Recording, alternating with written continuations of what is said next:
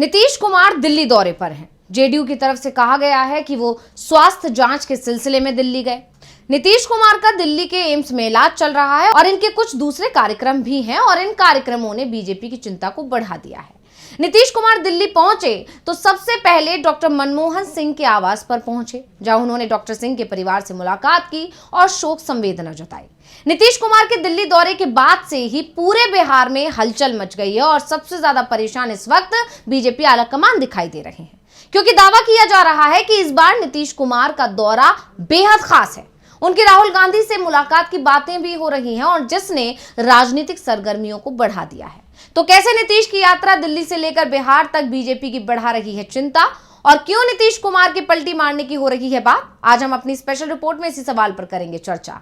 नमस्कार, मैं हूं अंशिता। अमित शाह के बयान के बाद से ही बिहार की सियासत में बवाल मच गया है और अमित शाह का सिर्फ एक बयान नहीं, लगातार 2 बयानों ने बिहार की सियासत को गरमा दिया है। पहला तो सीएम पद को लेकर जो उन्होंने बयान दिया कि अभी कुछ भी तय नहीं है, और इसके बाद अंबेडकर को लेकर जो उन्होंने विवादित टिप्पणी कर दी। इसके बाद से नीतीश कुमार कुछ अलग थलग नजर आ रहे हैं। अब नीतीश कुमार को सीएम उम्मीदवार नहीं मानने के ऐलान ने बीजेपी और जेडीयू के बीच में दरार डाल दी और ये दरार लगातार बढ़ती जा रही है। हालांकि बीजेपी की तरफ से डैमेज कंट्रोल की कोशिश तो हो रही है और इसी दरार के बीच अब नीतीश कुमार दिल्ली पहुंचे हैं। अब भले ही बिहार बीजेपी के नेता दावा कर रहे हैं कि चुनाव हम नीतीश के नेतृत्व में ही लड़ेंगे, लेकिन ये नहीं बोल रहे हैं कि बहुमत मिला तो नीतीश ही सीएम बनेंगे, जैसे महाराष्ट्र में बीजेपी ने किया था। चुनाव तो शिंदे के नेतृत्व में लड़ा और सीएम अपना बना लिया, यानी कि देवेंद्र फडणवीस को सीएम बना दिया।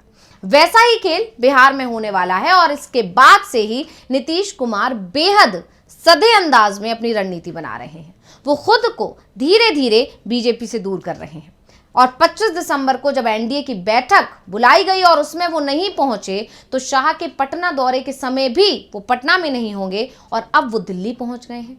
दिल्ली आने से पहले उन्होंने कई ऐसे काम किए हैं जिसने बीजेपी की चिंता को बढ़ा दिया है, क्योंकि नीतीश कुमार ने कुछ ऐसे फैसले किए हैं जिससे बीजेपी के अंदर चिंता दिख रही है और इस चिंता को इस खबर ने और बढ़ा दिया कि दिल्ली में नीतीश कुमार की राहुल गांधी से मुलाकात हो सकती है। जेडीयू और कांग्रेस के नेता इस मामले में अभी तक चुप्पी साधे हुए हैं। कोई भी इस खबर की पुष्टि नहीं कर रहा है और ना ही इस खबर को खारिज कर रहा है। वैसे कांग्रेस की तरफ से इस बात के संकेत जरूर मिल रहे हैं कि नीतीश और राहुल के बीच बातचीत हो सकती है। राहुल गांधी तो पहले ही साफ कर चुके हैं कि नीतीश कुमार पर वो कोई फैसला तभी ले सकते हैं जब वो पहले एनडीए को छोड़ें। ऐसे में अगर राहुल और नीतीश कुमार के बीच बातचीत हो रही है तो ये तय है कि नीतीश कुमार एनडीए छोड़ने का फैसला कर चुके हैं। नीतीश कुमार की एनडीए से बढ़ती दूरी का संकेत तो पिछले दिनों उनके करीबी आईएएस अधिकारी संजीव हंस के ठिकानों पर पड़े छापों ने ही दे दिए हैं। ऐसे में नीतीश की इंडिया से बढ़ती नजदीकी संकेत दे रही है कि बिहार में बड़ा खेल हो सकता है। वैसे अब सभी की नजरें इसी बात पर टिकी हुई हैं कि दिल्ली में नीतीश की राहुल से मुलाकात होती है या नहीं होती है। वैसे मुलाकात नहीं भी होती है तो भी इस बात के दावे हो रहे हैं कि दोनों के बीच किसी तीसरे पक्ष के जरिए बातचीत जरूर हो सकती है। ऐसे में यहां तक दावा किया जा रहा है कि नीतीश कुमार की दिल्ली में हर एक मोमेंट पर मोदी सरकार नजर रखे हुए है। साथ ही जेडीयू में जो बीजेपी के समर्थक नेता हैं उनसे भी लगातार संपर्क में है। लेकिन नीतीश के बारे में एक बात हमेशा कही जाती है और वो ये कि जब वो कोई फैसला लेते हैं तो उनके करीबियों को भी इसके बारे में जानकारी नहीं होती और जब फैसला अहम हो जाता है तभी जेडीयू के नेताओं को इसकी जानकारी मिल जाती है। और दूसरा, नीतीश कभी भी अपने फैसले के बारे में विरोधियों और समर्थकों को तो कोई भी संकेत नहीं देते। ऐसे में अगर नीतीश कुमार ने महागठबंधन में जाने की तैयारी कर ली है तो ये तय है कि जेडीयू के नेताओं को भी इसकी जानकारी नहीं होगी। अब नीतीश कुमार दिल्ली पहुंचे तो वो बिहार में पहले ही बड़ा खेल कर चुके थे। दिल्ली जाने से एक दिन पहले अचानक ही उन्होंने 61 आईपीएस अधिकारियों का तबादला कर दिया। ज्यादातर जिलों के पुलिस कप्तान बदल दिए गए। इसी महीने बिहार में डीजीपी को भी बदला है। 1991 बैच के आईपीएस अधिकारी विनय कुमार को डीजीपी बनाया गया है और इससे पहले नीतीश कुमार ने 40 आईएएस अधिकारियों के ट्रांसफर किए थे। दावा किया जा रहा है कि जिन भी अधिकारियों को हटाया गया है उनके रिश्ते बीजेपी और आरएसएस नेताओं के साथ थे। यानी बिहार में नीतीश कुमार ने बीजेपी के करीबियों को हटाकर अपने करीबियों को नियुक्त कर दिया है। जब एक साथ 61 आईपीएस अधिकारियों के ट्रांसफर किए गए तो बीजेपी के कुछ नेताओं की तरफ से इस पर आपत्ति भी जताई गई, लेकिन इस समय नीतीश कुमार के जिस तरह से तेवर बदले बदले से दिख रहे हैं उसे देखकर बीजेपी के नेताओं ने नीतीश पर किसी भी तरह का दबाव नहीं बनाया। दरअसल अमित शाह और फिर डिप्टी सीएम विजय कुमार सिन्हा के बयान जो आए एक के बाद एक, उन्होंने पहले ही नीतीश को नाराज कर रखा है। गिरिराज सिंह की हिंदू स्वाभिमान यात्रा से तो नीतीश पहले से ही नाराज थे, यानी उनकी नाराजगी लगातार बढ़ती जा रही है और इसी नाराजगी के बीच वो अब दिल्ली पहुंचे हैं।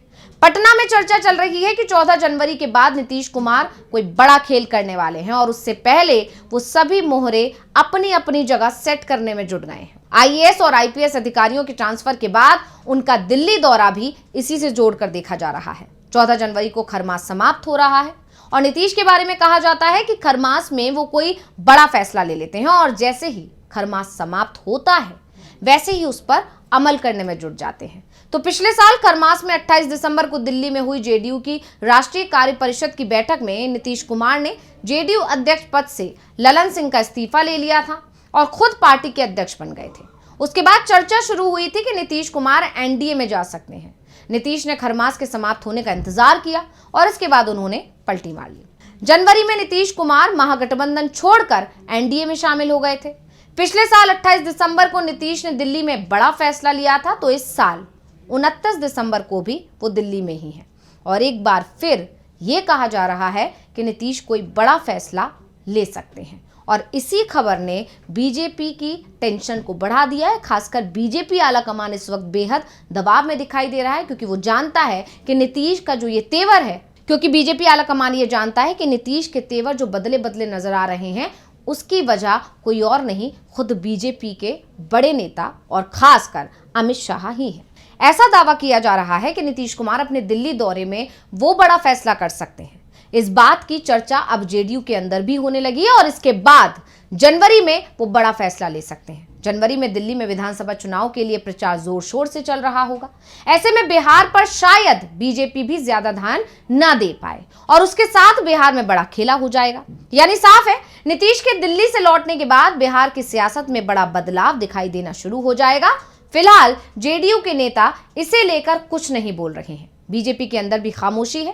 तेजस्वी यादव जरूर नीतीश को लेकर नो एंट्री की बात कर रहे हैं, लेकिन लालू ने नीतीश को लेकर नरम रुख अपनाना शुरू कर दिया है और वैसे भी राजनीति में कहा जाता है कि यहाँ कभी भी कुछ भी हो सकता है और इसके लिए अब सभी लोग जनवरी का इंतजार कर रहे हैं। कहा जा रहा है कि जनवरी में बिहार में महागठबंधन की सरकार बन सकती है।